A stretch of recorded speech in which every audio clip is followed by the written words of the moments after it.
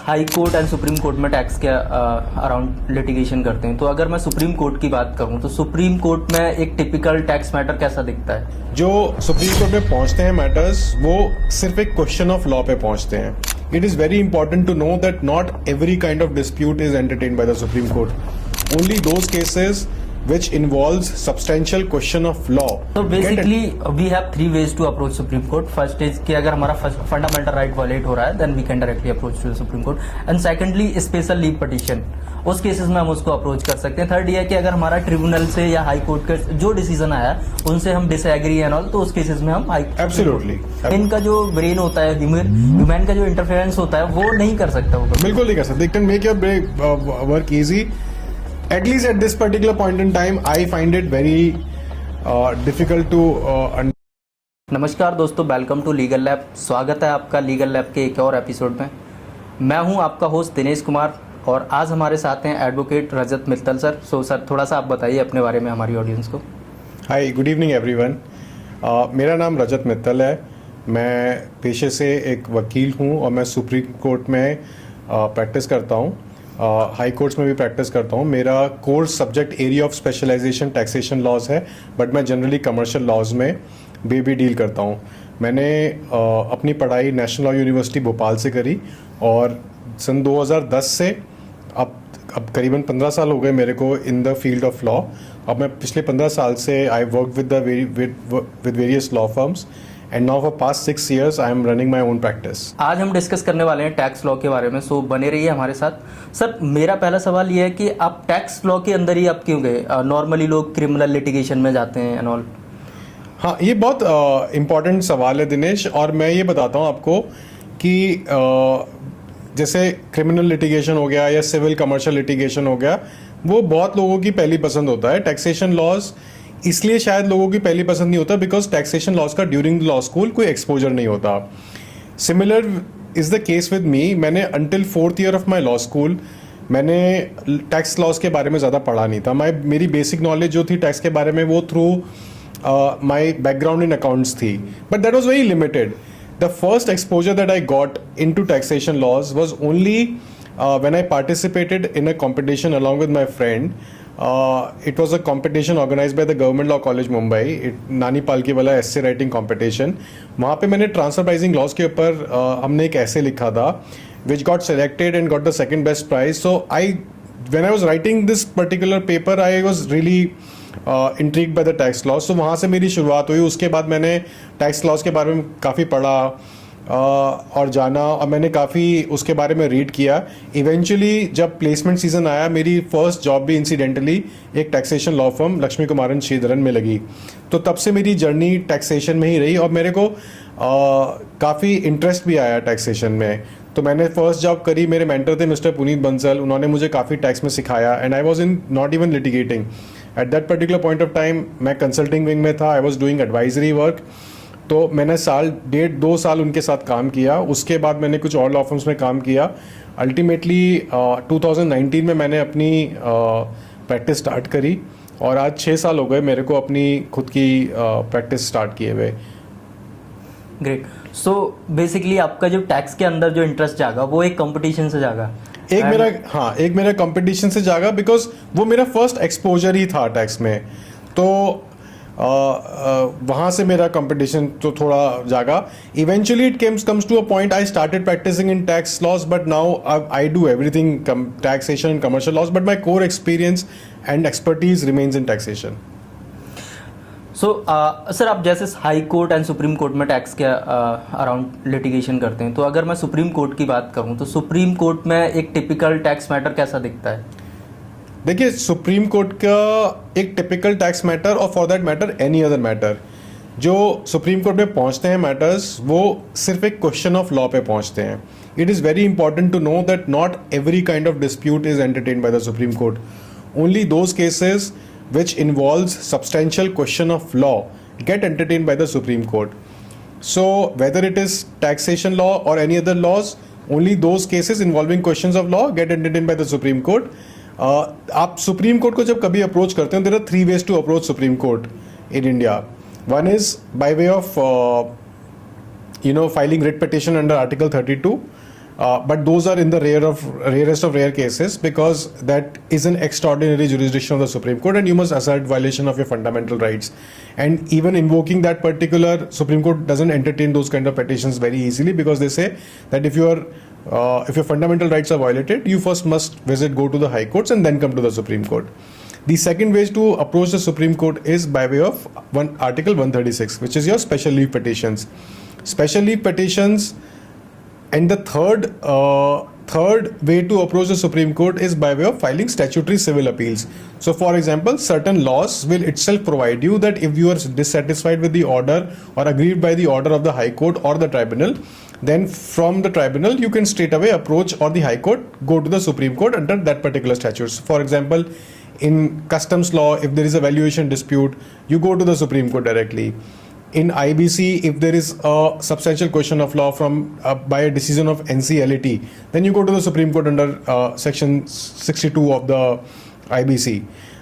So and so forth. So ये 3-4 तरीके हैं जिस तरीके से आप सुप्रीम कोर्ट से अप्रोच करते हो, and only if your case involves a substantial question of law, the dispute gets entertained in Supreme So Court. basically we have 3 ways to approach Supreme Court. First is कि अगर हमारा fundamental right violate हो रहा है, then we can directly approach to the Supreme Court. And secondly, special leave petition, उस cases में हम उसको अप्रोच कर सकते हैं. थर्ड ये है कि अगर हमारा ट्रिब्यूनल से या हाई कोर्ट का जो डिसीजन आया है उनसे हम डिसएग्री एंड ऑल, तो उस केसेस में हम सुप्रीम कोर्ट को अप्रोच कर सकते हैं.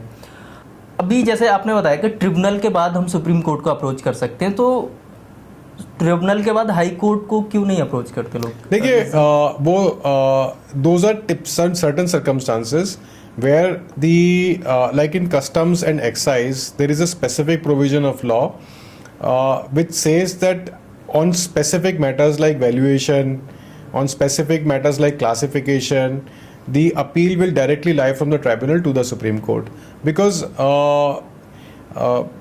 tribunal to that extent has statutorily the jurisdiction of the high courts have been ousted by the legislature itself. So those are some of the matters in which the appeal lies directly to the Supreme Court. Even for that matter, in the context of IBC also, if you see the decisions of NCLAT are appealable directly to the Supreme Court. They don't go to the High Court. The jurisdiction of the High Court is ousted.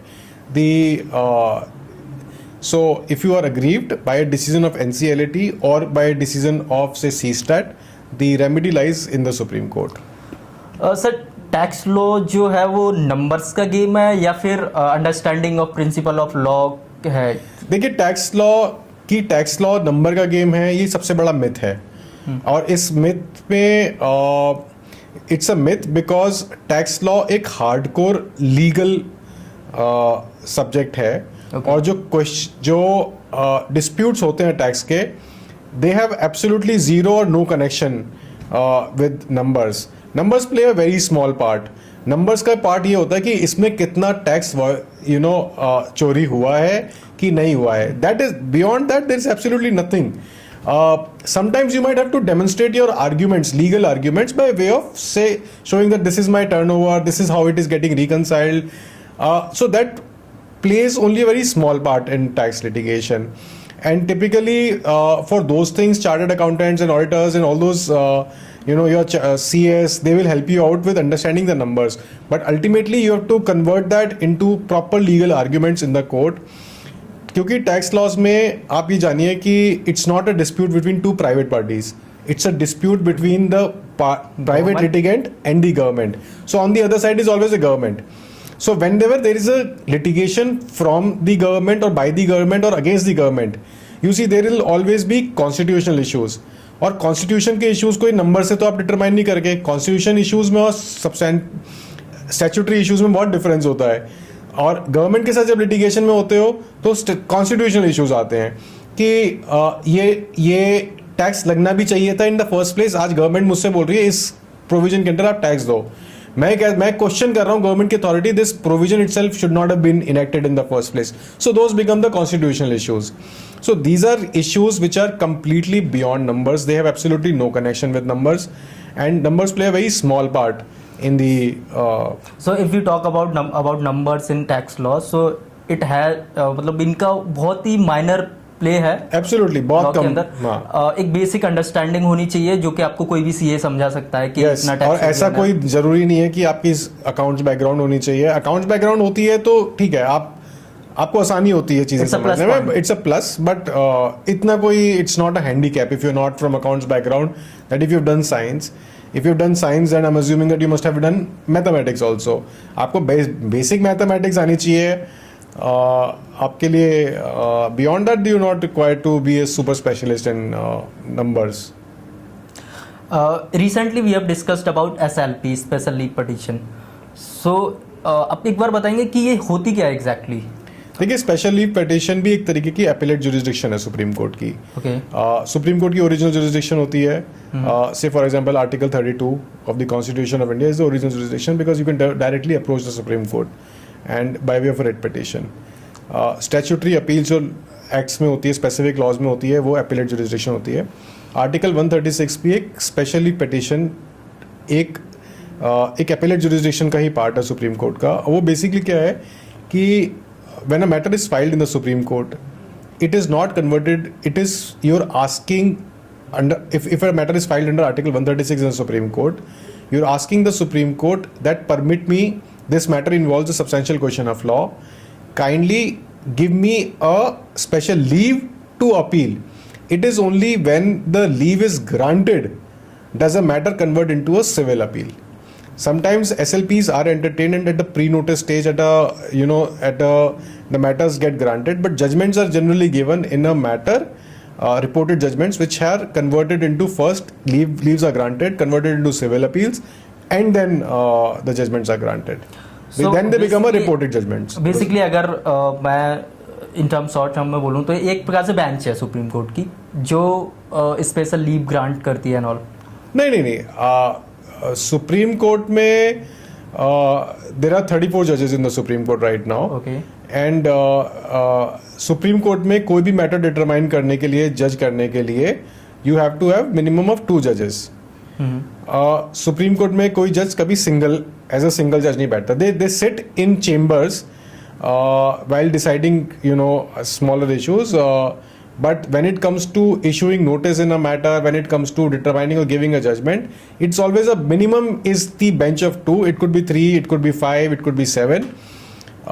तो ऐसा होता है, और ऐसा कोई special वो नहीं होती। सारी benches including the bench of the chief justice of India, उनको Monday and Friday fresh matters ही सुनने होते हैं सबको।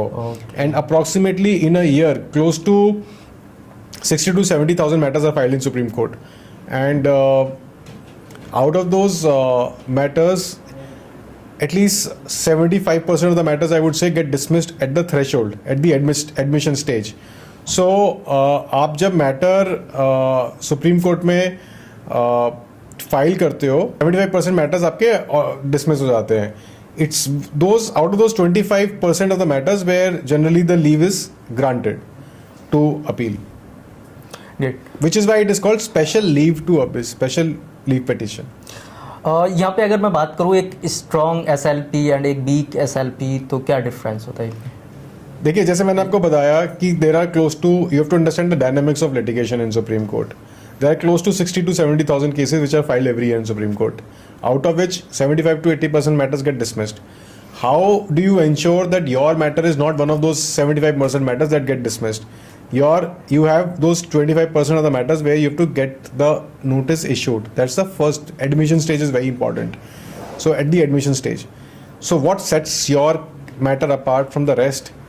In my opinion, obviously is the facts of your particular case. Facts are the most important. But facts को as a lawyer आप change नहीं कर सकते हो। Supreme Court में facts frozen आते हैं। The facts don't change. Facts remain as it is. What you can do from your end is draft your synopsis, which is, I believe, is the heart and soul of a draft in a special leave petition, in such a manner that on the very first 2 pages you bring out that there are substantial questions of law involved, that High Court has committed a manifest error in the reading of the law, and in any case this question involves a question of substantial importance that needs to be adjudicated by the Supreme Court. Therefore, all these 3 things when are there in the special leave petition, then the likelihood of your matter getting notice issued or matter getting entertained is very high, because judges के पास एक बड़े limited window रहती है.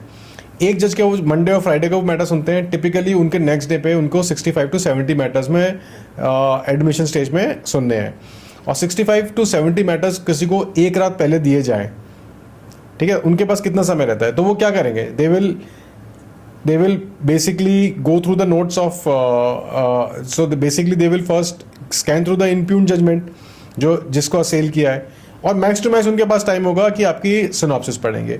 पूरी SLP तो आपकी बैठ के नेक्स्ट वो नहीं देखेंगे. तो यही एक कारण है कि what sets a good SLP from a weaker SLP is the synopsis in my opinion. So basically अगर आप अपना मैटर वहाँ पे एडमिट कराना चाहते हो, है ना, बिकॉज डिसमिस्ड हो जाते हैं 75% आप बता रहे हो, तो 25% में अगर आप काउंट कराना चाहते हो तो you should have a strong SLP. Absolutely, the draft is very important and a strong lawyer who can convey the point. अभी अगर मैं जीएसटी के बाद की बात करूं तो टैक्स लिटिगेशन में क्या डिफरेंस आया है? देखिए, जीएसटी आने के बाद टैक्स लिटिगेशन में बहुत डिफरेंसेस आए हैं. जीएसटी जब आया था तो 2017 में जीएसटी की शुरुआत हुई तो बहुत सारे इश्यूज थे. Although GST was a rehash of the old taxation laws. Before GST we had customs, service tax, excise, VAT. Apart from customs, excise, service tax and VAT, these three were converged and formed into GST. GST is a rehash of all these laws.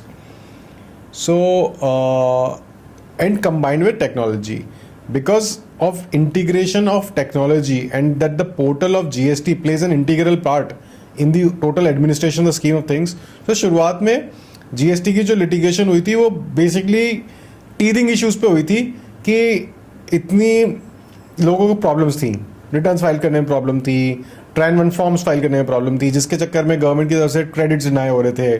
तो repercussions लोगों के बहुत ज़्यादा थे और in terms of revenue, और issues बहुत minor थे which the government machinery at that particular point of time was not able to handle. तो शुरुआत की लिटिगेशन वैसी हुई. Plus the second aspect of GST litigation in the very beginning, and right now we are in the first 8 years of GST implementation, is that because there were constitutional amendments when the GST came into being, there was firstly a lot of litigation on the constitutional issues. What is the scope of Article 246A?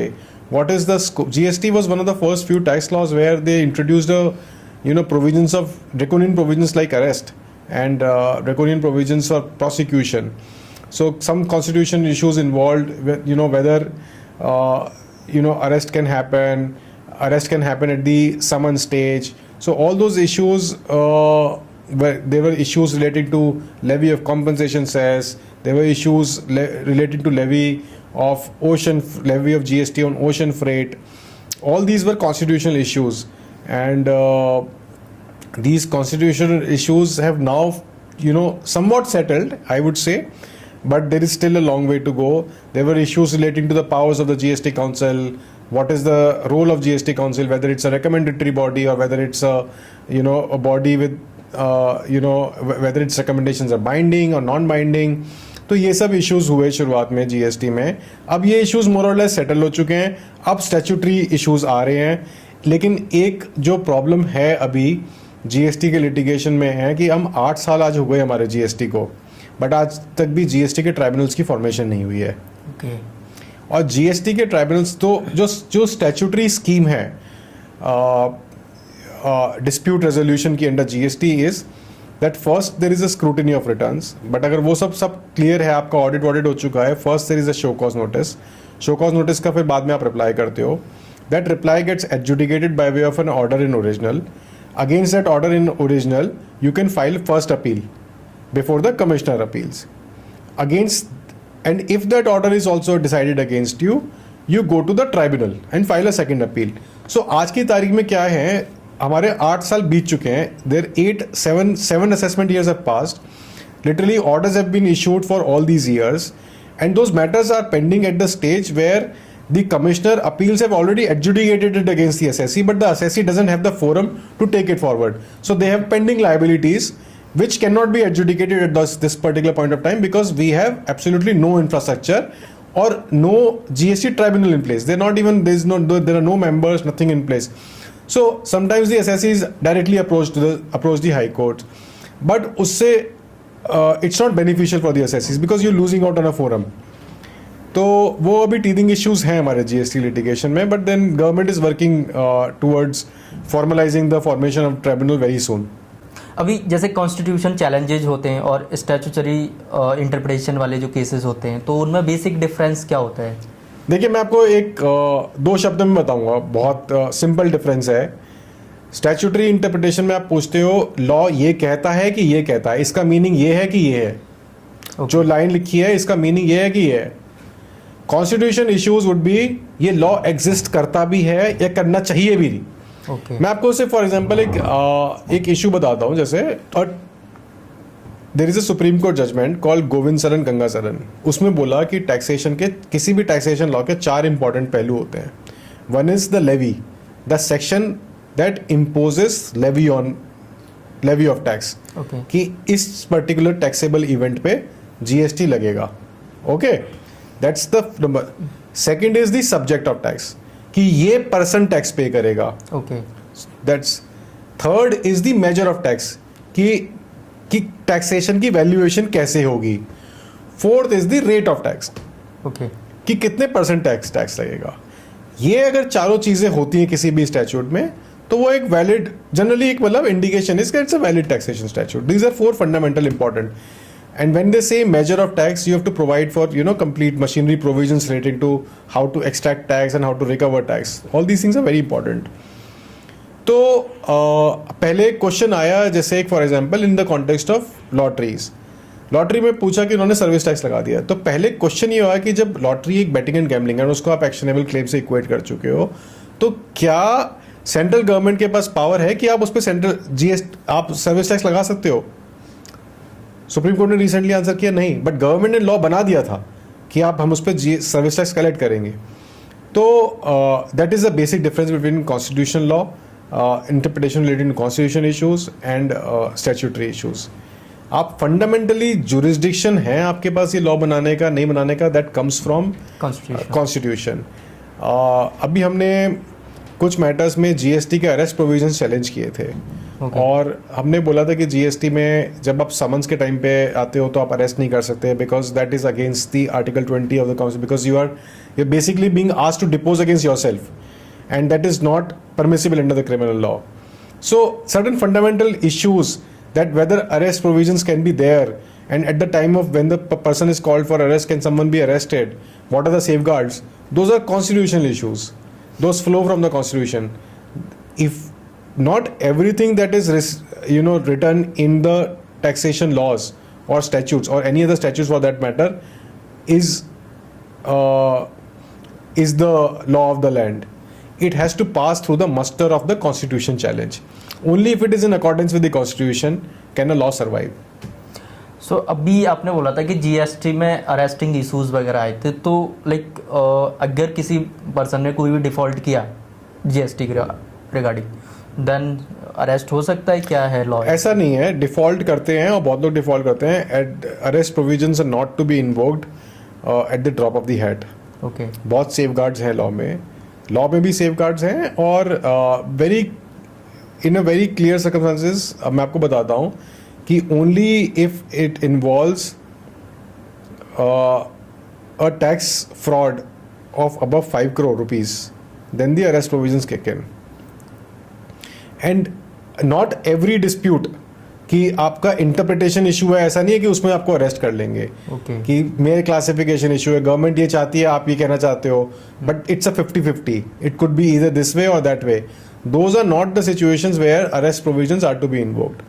Arrest provisions are to be invoked in a situation where there is a deliberate willful default, जहाँ पे आप racket चला रहे हो of having fake firms and passing on fraudulent ITC.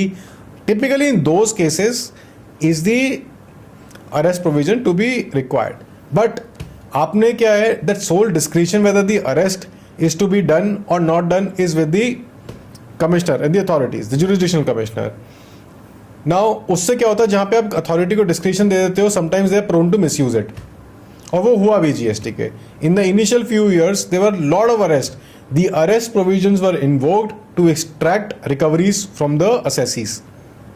Supreme Court came down very heavily on these, that you shouldn't do that. That merely to extract revenue, you cannot invoke only in exceptional circumstances after recording the reasons in writing, that reasons to believe that the circumstances exist wherein you should arrest the particular person. Only in those cases should you arrest. And there are various safeguards related to arrest. आप किसी भी MNC के office में नहीं घुसे, किसी उसके CEO को अरेस्ट नहीं कर सकते. ओके. जनरली मतलब because arresting is a very draconian power and it's also a social issue. आप किसी को स्टिग्मेटाइज नहीं कर सकते अरेस्ट करने से. तो इसलिए अरेस्ट की पावर्स हैं, but they are to be invoked in the rare cases and used very sparingly. अभी कुछ ना लाइक प्रोसीजरल लैप्स है ना लिटिगेशन के अंदर भी, जैसे डिले हो गया है ना, एंड सो कॉज नोटिस का वायलेशन हो गया है ना. सो इस टाइप की चीज़ें भी इम्पैक्ट करती हैं एक. बिल्कुल करती हैं. और मैं ये बोलता हूँ कि litigation in tax laws is not just only about litigating the substantive law, it's also about litigating on the procedural aspects. अगर आपको प्रॉपर फेयर हियरिंग नहीं मिली है, आपका रिप्लाई कंसिडर नहीं किया गया है, तो आपको डेफिनेटली उन ग्राउंड्स पे आप सीधे डायरेक्टली रिट पिटिशंस फाइल करिए हाई कोर्ट में, आपको रिलीफ मिलेगा. And courts are very considerate about it. एक नया ट्रेंड भी है आजकल आर्टिफिशियल इंटेलिजेंस पे गवर्नमेंट के officers, because GST is a law, you must understand, is a very tech driven law, and which in a way it's good. Government gets a lot of data about a tax payer and who you are dealing with and who is not. So उस data को वो portal in real time बड़ा अच्छे से churn भी करता है, and they come up with कि हो सकता है कि यहाँ पे कुछ गड़बड़ हुई हो. Those red flags are given to the government by the data. Mismatch issues निकाल देते हैं. तो but those data and those mismatch issues जो एआई करके देता है, it's not a substitute for human intervention. But आजकल क्या हो रहा है कि ऑफिसर्स अपना काम जल्दी करने के चक्कर में they rely on these AI related show cause notices and they straight away give it to without even verifying what are the contents in it. They issue to the taxpayers file detailed replies, and obviously when the detailed replies filed and the reconciliations are given by the taxpayers, now that is the time when you should require your human intervention is required. When that is not done and the orders are passed against you relying on the AI notice without considering a reply, those are typical circumstances where you go to the High Court and get it quashed, because there is an over reliance on the technology and there is minimal human intervention.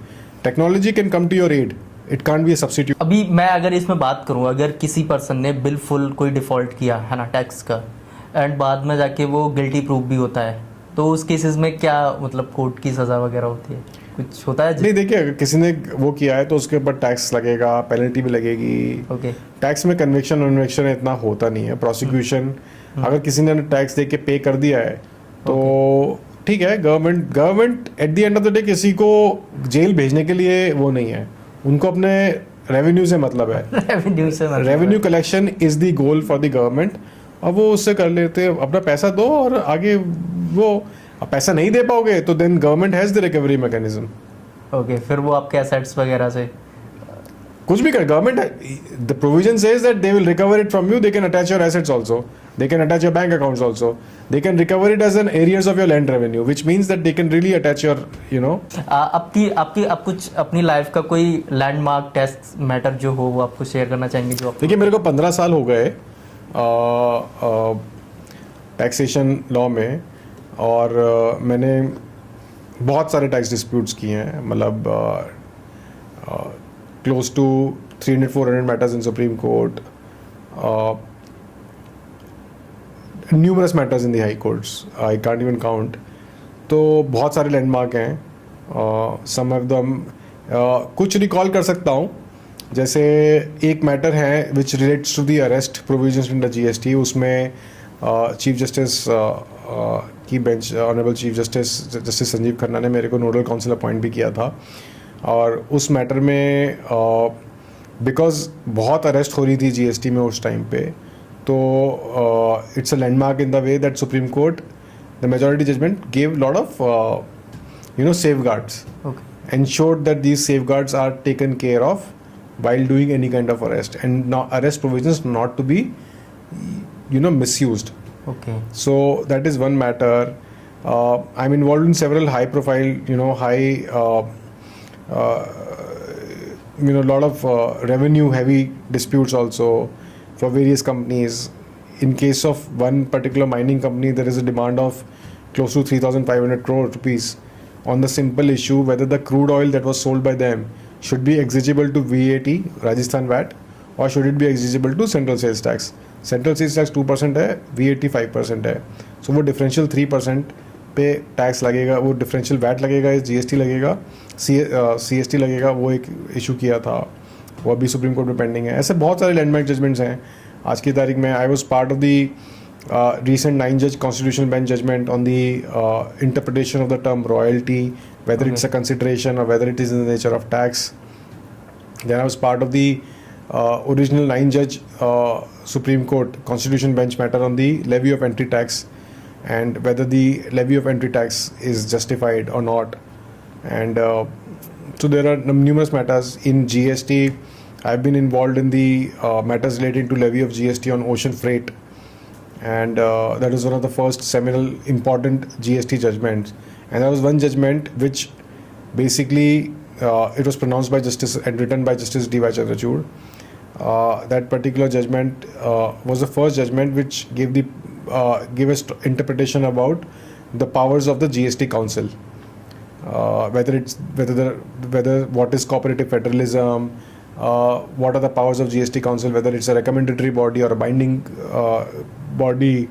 So all those issues. So that's a landmark judgment. So there are numerous cases.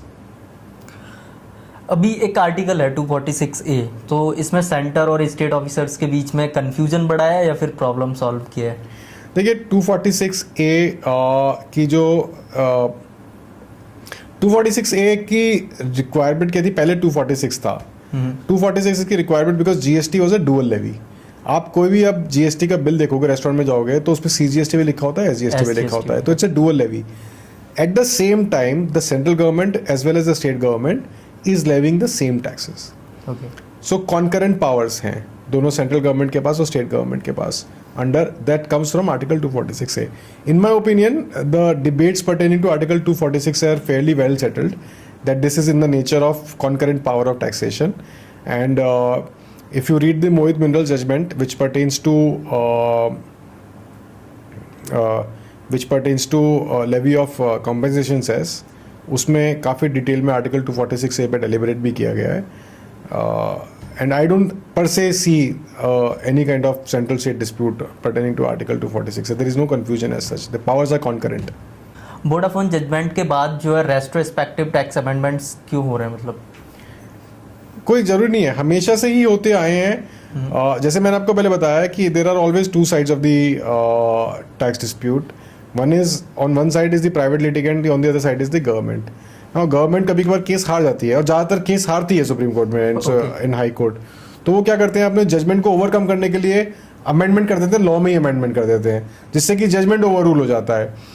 So Vodafone was not the first time that a retrospective tax was done. It has been done ever since time immemorial. That retrospective amendments होते हैं tax laws में by way of they do it either by way of bringing a validating act, or they do it by way of bringing a explanation, inserting a clarification, saying that this particular provision is absolutely just clarificatory and it's not. It conveys this particular meaning and it's always meant to convey this. So those are the retrospective amendments which are brought in the taxation laws, and it is being done to ensure that a particular judgment doesn't become the law of the land. मैं आपको बताता हूँ, simple case में एक छोटा tax dispute है which ultimately reaches supreme court. उसमें revenue implication हो सकता है सिर्फ 10 लाख रुपए का है 5-10 लाख रुपए के लिए. For government 5-10 lakh rupees doesn't make a difference in supreme court. But government को ये पता है कि this particular judgment on this particular point of law, because it's a decision on a taxation law, will affect the entire tax base. तो उसका revenue implication collectively बहुत ज़्यादा हो जाता है। तो उस सिचुएशन में because it concerns the revenue of the government is sometimes compelled to bring a particular law which and they basically say that the law was retrospective and it will apply उससे तो वो judgement को तो overcome कर लेते हैं and assessee को भी एक तरीके से दे विन द, बट उसके जो है ना रेपरकशंस बहुत हैं।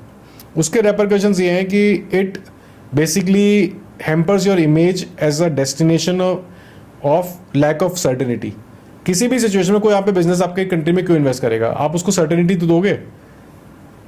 एक सिंगल वोडाफोन जजमेंट ने बाय डूइंग रेट्रोस्पेक्टिव टैक्सेशन ने पूरे इंडस्ट्री को हिला दिया, बिकॉज कि बाहर की कंट्री में जो आपके कंट्री में एफडीआई लेके आ रहे थे उनको ये मैसेज गया कि इस कंट्री में it's not safe to invest because they don't even consider the rulings of their own court. The second important aspect of this is that एक तो लैक ऑफ सर्टेनिटी हो गया which is very important for investor confidence. Second is, it is against the ease of doing business. On one hand, you want to bring in investment in your country. There are so many people who are dying of hunger. You want more employment. And how do you ensure more employment is by way of doing business. On the other hand, you bring by tools like retrospective tax amendments and all, you discourage business. So it's against the concept of ease of doing business. So basically है कि government का focus ये रहता है कि हमें तो अपना रेवेन्यू कलेक्शन बढ़ाना है। शॉर्ट टर्म फोकस है। अगर लॉन्ग टर्म फोकस होता, अगर ये सोचते हैं कि हमें लॉन्ग टर्म सोचना है, विजन सोचना है, हमें एफडीआई इन्वेस्टमेंट्स लेके आना है, तो शायद वो ये सब नहीं करेंगे। बट यहाँ पे क्या है, सॉरी टू से this but governments thinks about next 5 years कि ये टर्म कैसे निकाले, उसके बाद जो आएगा वो उसकी प्रॉब्लम है। सो अब ये मानते हैं कि गवर्नमेंट जो है टैक्स पे फेयरनेस से ज़्यादा वो रेवेन्यू कलेक्शन पे। बिल्कुल यहाँ पे जो the promotion in the tax departments are based on the collections. Really? हाँ, it is not the prime postings and everything is based solely one of the metrics of the government is is the revenue collection. आप कैसे revenue collect करना है, by whatever you've got the means you get the revenue.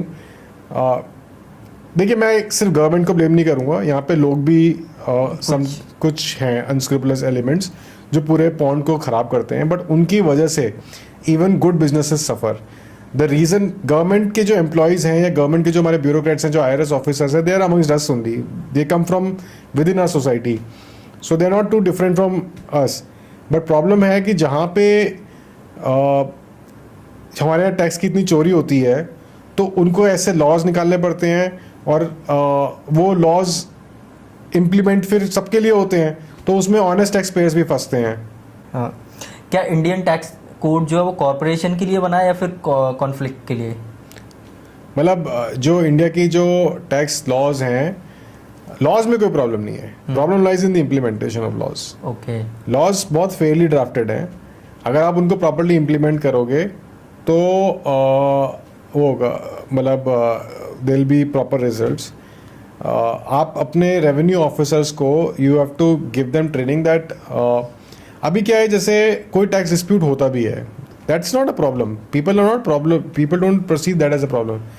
Problem is कि आपको appeal करने में, अब वो अपील फर्स्ट अपील मैकेनिज्म जो है वो पूरा रेवेन्यू फेवर में है। और माइंडसेट ये है कि किसी अगर ऑफिसर ने अगर एसएससी के फेवर में डिसीजन दे दिया तो then he must be hand in gloves with the SSC, ये माइंडसेट है। तो उस माइंडसेट में जो रेवेन्यू ऑफिसर्स हैं वो एक करेक्ट डिसीजन ले भी नहीं पाते। Sometimes their hands are tied. We meet a lot of officers. Sometimes they say that, this is something that I can't do. I know what you're saying is right, but my hands are tied. I will have to confirm this particular demand. The mindset is कि आप छोटे नीचे level पे आप demands confirm करो। इसका जो है ना एक इफेक्ट होता है। इफेक्ट क्या होता है कि matters reach ultimately higher forum. Matters reach higher forum, the court system, the entire system gets clogged, your revenue gets stuck, क्योंकि सारे मैटर्स तो फिर हाई कोर्ट सुप्रीम कोर्ट में पहुंच रहे हैं, whereas the question high court और supreme court में लिमिटेड नंबर ऑफ मैटर्स पहुंच रहे हैं। बट अब तो सारे dispute is related big small, every matter is going to the high court supreme court, because lower level पे आपको एक फेयर डिसीजन मिल ही नहीं रहा है। आपके हिसाब से एक अगर मैं बात करूं, एक टैक्स फ्रेंडली अगर एडमिनिस्ट्रेशन हो तो वो कैसा हो? टैक्स फ्रेंडली एडमिनिस्ट्रेशन ऐसा होगा जहाँ पे आपको टैक्स न्यूट्रल लॉज बनाने पड़ेंगे. आपको laws are fine. Every now and then you can't go about doing retrospective amendments or bringing too many amendments in law because you've lost a case, and something which is not suitable to you bring in by way of an amendment. You should stop doing this. There has to be some kind of consistency in your policy. Every third day there is no new notification notifying new rates, nothing whatsoever. So those are things that those flip-flops have to stop. Secondly, you have to train your officers to understand that the businessmen are not he's doing a service to the nation by contributing tax, and tax is the most important factor. It's only when I and you as taxpayers contribute something does that get money added to the state's kitty, and we are able to pay salaries of our government officers and everything. So a businessman is not supposed to feel that he's unwanted or unwelcomed in this country. He should be made to feel like someone who's important part of the wheels of the progress of this country.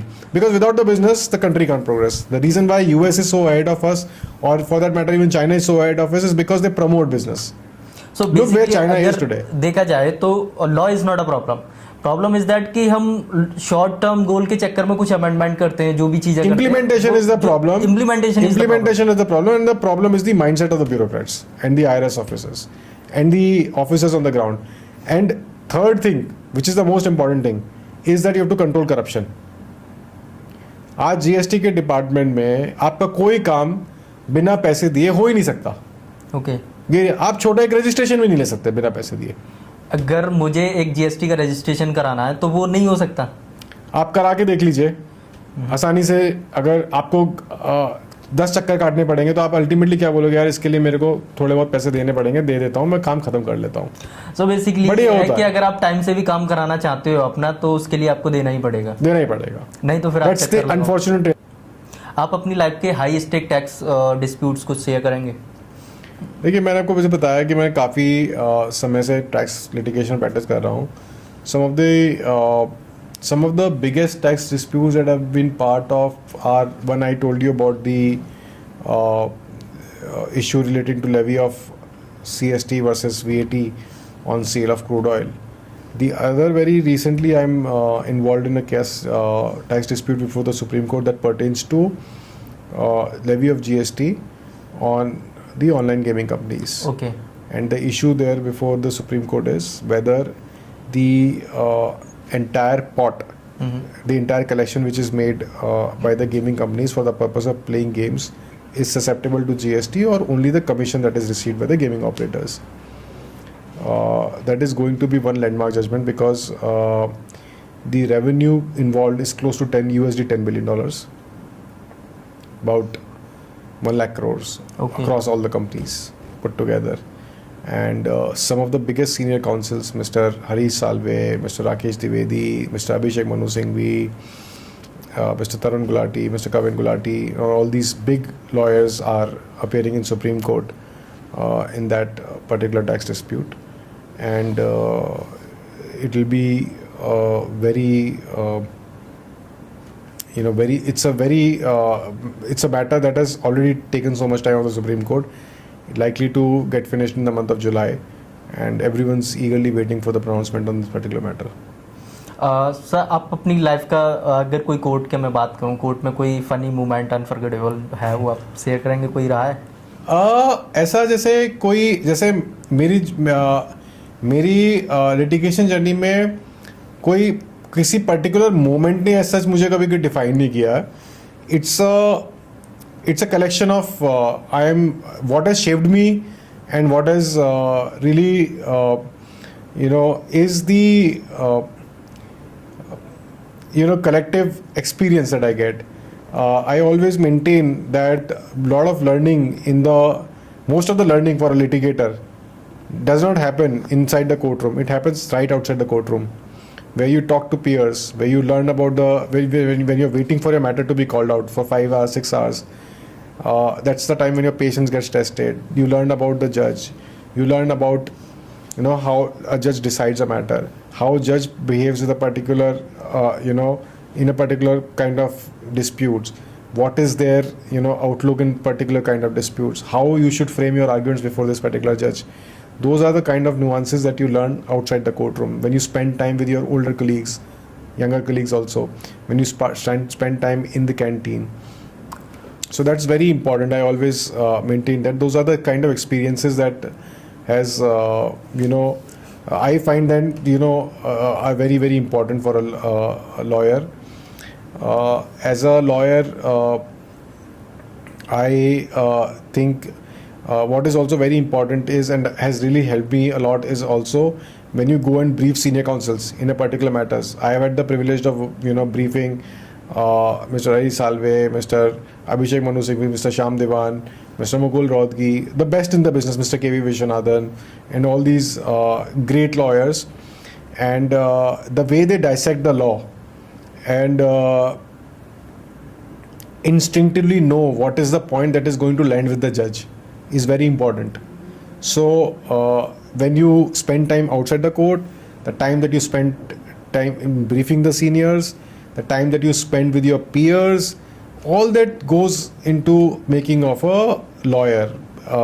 It's the collective experience of all these things that goes into making of a good lawyer. The time that you spend with your junior colleagues, because they also bring in new perspective. So all those things are very, very important. Basically है कि court के अंदर जो आप सीखते हो वो तो ठीक ही है, बट कोर्ट के बाहर की जो लर्निंग है ना, 90% लर्निंग मैं कहता हूँ कोर्ट के बाहर होती है. कोर्ट के बाहर होती है. कोर्ट के बाहर मतलब in the corridors of the court. आप ऐसा नहीं कि आप बैठ के गप्पे मार रहे हो, नॉट दैट. आप मतलब you trying to understand things. As a lawyer आपका काम सिर्फ ये नहीं होता कि आप मैटर आया आपने मैटर किया और घर चले गए. You have to spend time in the court. You have to take part in the court-related activities. Do some, study circles amongst your peers. Do some activities for the benefit of the court. Participate in the organizing committees of the court. Participate in the sports function of the courts. Participate in the, legal aid. Participate in various other things. Those are very important things, and that teaches you a lot. Because those are things that are being headed by the judges. That's where you get to know, get to interact and meet your seniors. अगर कोई young person अपना career बनाना चाहता है tax law में या tax litigation के अंदर, सो आप उसको क्या सजेशन देंगे? उसको एडवाइजरी से स्टार्ट करना चाहिए, कंसल्टिंग एंड ऑल से, या फिर क्या आप सजेशन? देखिए, मैं किसी को बोलूँगा कि आप straight away don't come to the supreme court and start litigating. Don't go to the high court and start litigating. You start with advisory practice, because advisory practice will always teach you the domain subject. Subject क्या है उसके बारे में पता आपको litigation में court में नहीं पता चलेगा, आपको वो पता लगेगा outside the court. ठीक है? तो आप जब outside the court उसको करोगे तो आपको मतलब आपको पूरी लॉ समझ में आएगी. Advisory entails anticipating a problem, and for anticipating a problem you need to know the law first. Litigation work backwards, कि आपके पास प्रॉब्लम है, ये डिस्प्यूट है, और आपके पास जब तक सुप्रीम कोर्ट में पहुंच रहा है मैटर, आपके पास तो प्लीडिंग्स नीचे की हैं ही ऑलरेडी हाई कोर्ट की, तो हमें पता है क्रक्स ऑफ द मैटर कैसे है, और ये इशू है, ये आर्ग्यू करना है कोर्ट के सामने. So as a lawyer you don't learn much about the subject, you learn the craft, but you don't learn much about the subject. Subject की नॉलेज है वो आपको एडवाइजरी करने से आएगी. So initial 2 years in advisory, then you can do whatever you want. So guys, आज का episode यहीं पे ख़त्म होता है. आज का एपिसोड काफ़ी इन्फॉर्मेटिव रहा. आज एडवोकेट रजत मित्तल सर ने काफ़ी सारी चीज़ें शेयर की, and thank you for joining us today and sharing such a valuable knowledge. And so guys, अगर आपको कोई सवाल है टैक्स लॉ से रिलेटेड, टैक्स लिटिगेशन से रिलेटेड, तो आप प्लीज़ उसे नीचे ज़रूर कमेंट करें, एंड चैनल को सब्सक्राइब करना ना भूलें फ्यूचर नोटिफिकेशंस के लिए. एंड मिलते हैं अगले एपिसोड में एक नए टॉपिक के साथ. तब तक के लिए goodbye and take care.